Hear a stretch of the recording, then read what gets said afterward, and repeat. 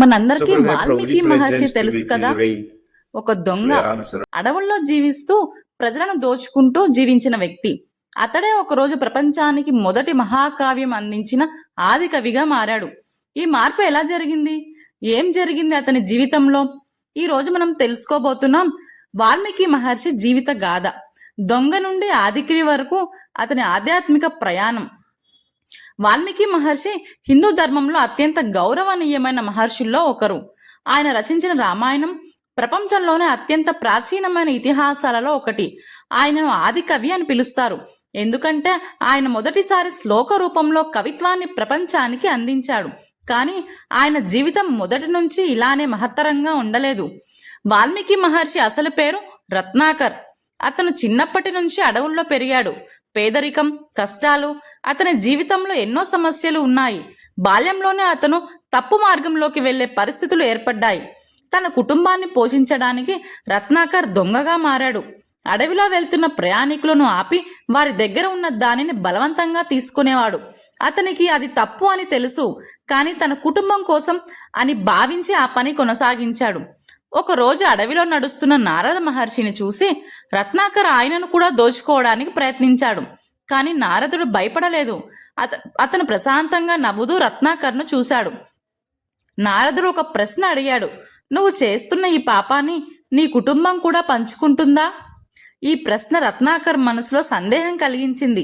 ఇప్పటి వరకు అతను ఈ విషయం గురించి ఎప్పుడూ ఆలోచించలేదు. రత్నాకర్ తన కుటుంబ సభ్యులను అడిగాడు, నేను మీకోసం చేస్తున్న పాపాలను మీరు పంచుకుంటారా? అందుకు వారు చెప్పారు, నీ బాధ్యత మాకు ఆహారం ఇవ్వడం మాత్రమే, పాపం మేము పంచుకోము అని. ఈ మాటలో రత్నాకర్ హృదయాన్ని బలంగా తాకాయి. తన తప్పును గ్రహించిన రత్నాకర్ నారద మహర్షి దగ్గరకు వెళ్లి మార్గం అడిగాడు. నారదుడు అతనికి రామ అనే నామాన్ని జపించమని చెప్పాడు. అయితే అతనికి రామ అని పలకటం కష్టంగా ఉండటంతో మరా మరా మరా అని జపించడం ప్రారంభించాడు. రత్నాకర్ సంవత్సరాల పాటు తపస్సు చేశాడు. అతను కదలకుండా ఉండిపోయాడు. చీమలు అతని చుట్టూ గుట్ట కట్టాయి. ఆ గుట్టను వాల్మీకం అంటారు. అక్కడి నుంచి అతనికి వాల్మీకి అనే పేరు వచ్చింది. తపస్సుతో రత్నాకర్ పూర్తిగా మారిపోయాడు. అతను ఇప్పుడు ఒక మహర్షి, ఆధ్యాత్మిక జ్ఞానం పొందిన మహానుభావుడు. ఒకరోజు ఒక క్రౌంచ పక్షి జంటను చూసి ఆనందంగా ఉన్నాడు. అప్పుడే ఒక వేటగాడు ఒక పక్షిని చంపాడు. ఆ బాధను చూసి వాల్మీకి నోట నుంచి సహజంగా ఒక శ్లోకం వెలువడింది. ఇదే ప్రపంచంలోని మొదటి శ్లోకం. బ్రహ్మదేవుడు వాల్మీకి ముందుకు వచ్చి రాముడి కథను రచించమని ఆజ్ఞ ఇచ్చాడు. ఆ విధంగా వాల్మీకి రామాయణాన్ని రచించాడు. 24,000 శ్లోకాలతో ఈ మహాకావ్యం ప్రపంచానికి మార్గదర్శకంగా నిలిచింది. సీతమ్మను వాల్మీకి తన ఆశ్రమంలో ఆశ్రయించాడు. అక్కడే లవకుశలు జన్మించారు. రత్నాకర్ చెడ్డవాడు కాదు, అతను పరిస్థితుల బలహీనుడు. పేదరికం, బాధ్యత మనిషిని ఎలాంటి మార్గాల్లో నడిపిస్తాయో ఈ దశ చూపిస్తుంది. ఇది మనకు ఒక ప్రశ్న వేస్తుంది, తప్పు చేస్తున్న ప్రతి ఒక్కరూ నిజంగా చెడ్డవాళ్లేనా? రత్నాకర్ దోచుకుంటున్నప్పుడు అతని చేతిలో ఆయుధం ఉంది, కానీ అతని మనసులో భయం ఉంది.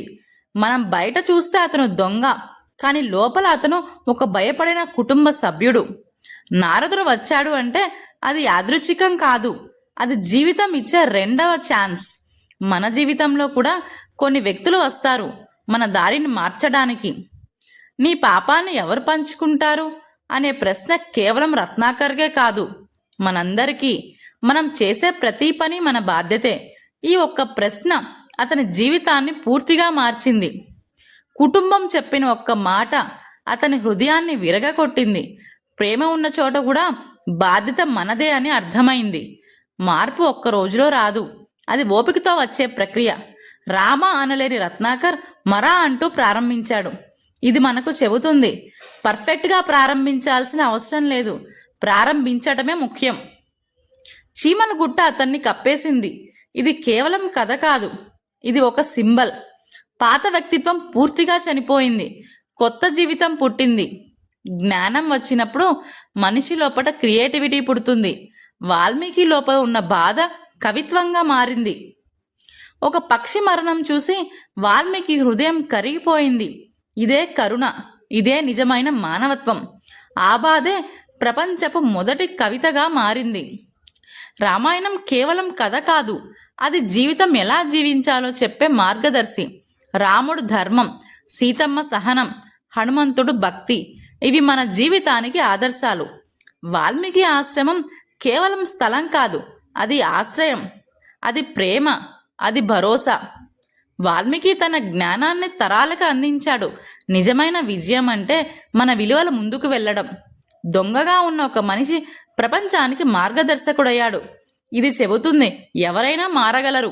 మనలో ప్రతి ఒక్కరిలో ఒక రత్నాకర్ ఉన్నాడు, అలాగే ఒక వాల్మీకి కూడా ఉన్నాడు. ఏది బయటకు వస్తుందో మన నిర్ణయం. పాపం చేయడం కన్నా పాపం తెలుసుకోవడం గొప్పది. మార్పు అనేది ఒక నిర్ణయం, ఒక రోజు, ఒక క్షణం.